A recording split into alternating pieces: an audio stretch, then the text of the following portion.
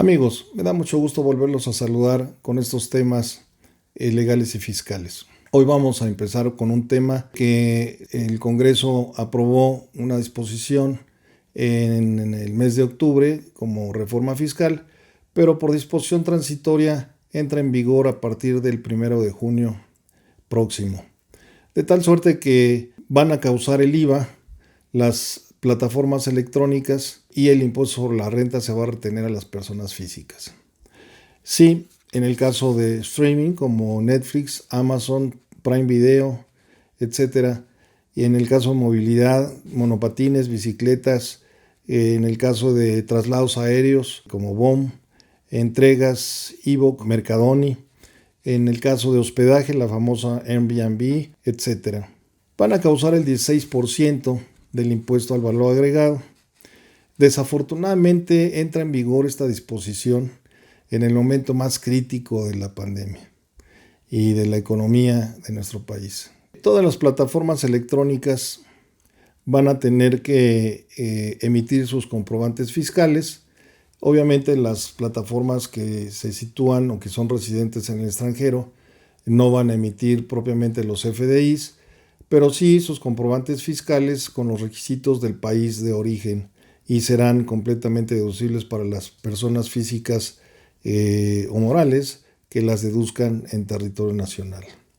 Pero en tratándose de personas físicas, pues se les va a retener el impuesto sobre la renta, es decir, las personas físicas que utilicen estos servicios de plataformas para obtener sus ingresos, por ejemplo, Uber, que son muchas personas físicas, bueno, pues les van a retener en prestación de servicios propiamente del 2 al 8%.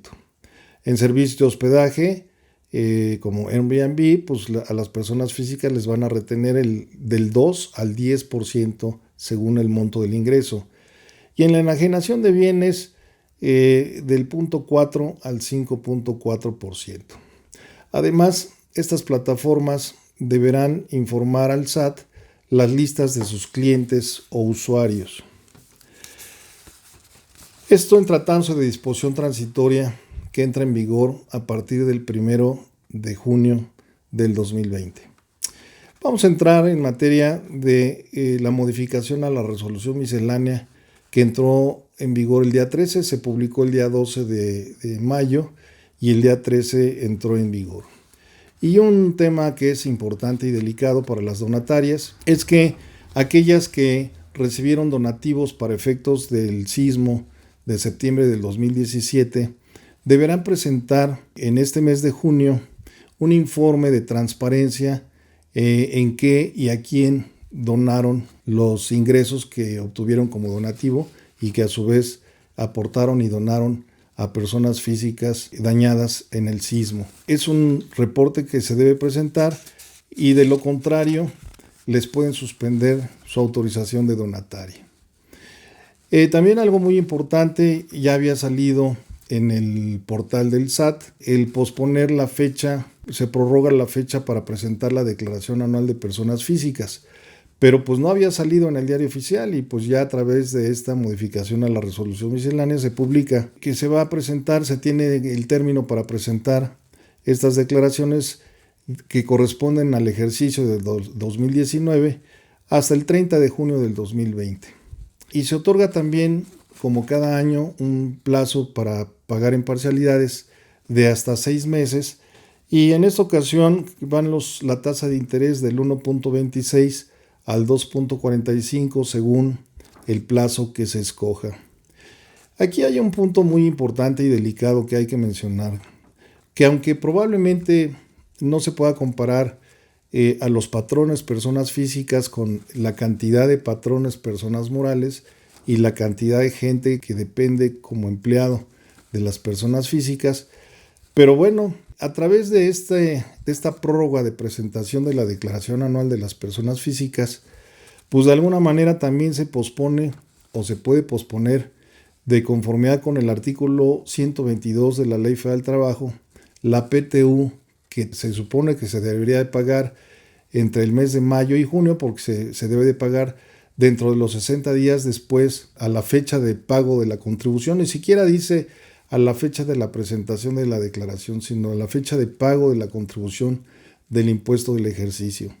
De tal suerte que si tenemos la prórroga de la declaración anual para el 30 de junio, pues a partir de esa fecha serían los 60 días, julio y agosto, para pagar la PTU correspondiente a 2019.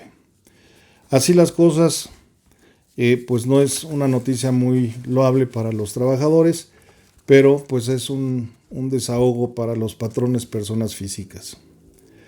También, como un punto importante en esta modificación a la resolución miscelánea, es que se suspenden las actividades hasta el 29 de mayo, las actividades del SAT, incluyendo la emisión de sanciones, siempre y cuando no se puedan emitir vía medios electrónicos. Es decir, todos aquellos procedimientos que no se puedan llevar a cabo por medios electrónicos quedan suspendidos hasta el 29 de mayo. No entra en esta suspensión el pago de contribuciones, que sí se tiene que seguir haciendo, productos o aprovechamientos. La devolución de contribuciones se va a seguir haciendo y los actos relativos al procedimiento administrativo de ejecución. Cabe mencionar en la devolución de contribuciones, en los impuestos a favor, que todavía, si tengo de plazo hasta el 30 de junio para presentar mi declaración anual como persona física y tengo saldo a favor y quiero que me lo devuelvan, va a proceder la devolución del impuesto, como ya ha sucedido ahorita, que se han venido haciendo las devoluciones correspondientes. Tenemos otro tema que es muy importante. Ya estaba, pero ahora con una situación ya especial que no violenta la situación jurídica o la seguridad jurídica, mejor dicho, del contribuyente. Hasta el año pasado, o mejor dicho, hasta la fecha, la autoridad puede suspender los sellos digitales por las siguientes razones, entre otras. Si no se presentó la declaración anual de la persona física o persona moral, aquí sí, de los dos, posterior a los 30 días en que tenía la obligación de hacerlo, la autoridad puede suspenderle los sellos digitales. La omisión de 2 o más declaraciones de pagos provisionales o definitivos, consecutivos o no, también le puede suspender los sellos digitales.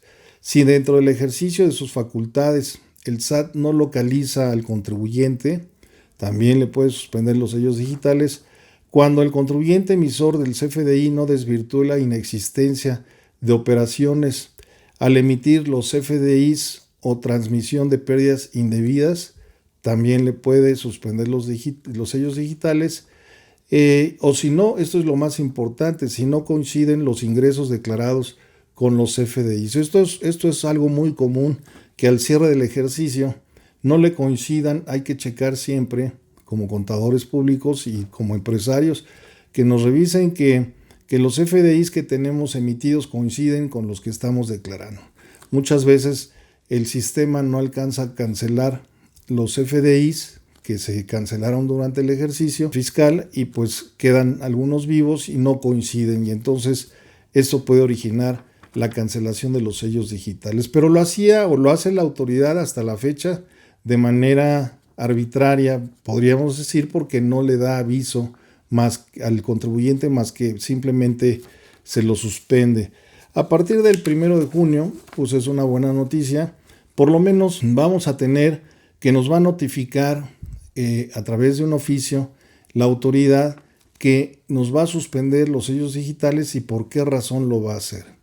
Y nosotros tendremos 10 días como contribuyentes para contestar lo que a derecho nos corresponda o corregir nuestra situación.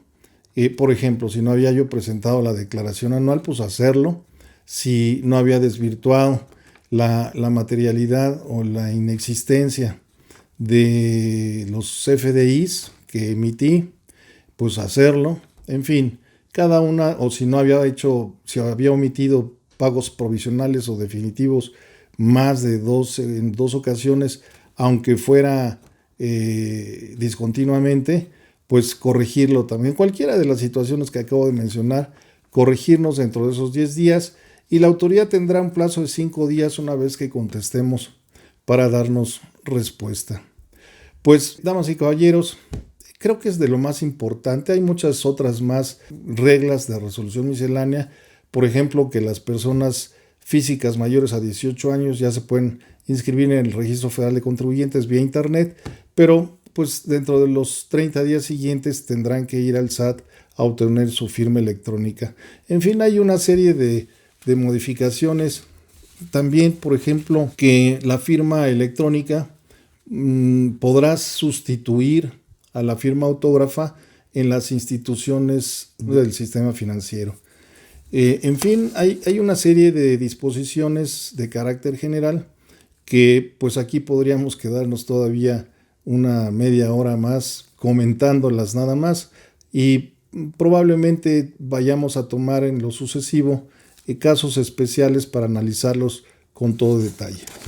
Me ha dado mucho gusto volverlos a saludar y quedo de ustedes para la próxima plática. Muchas gracias. Hasta luego.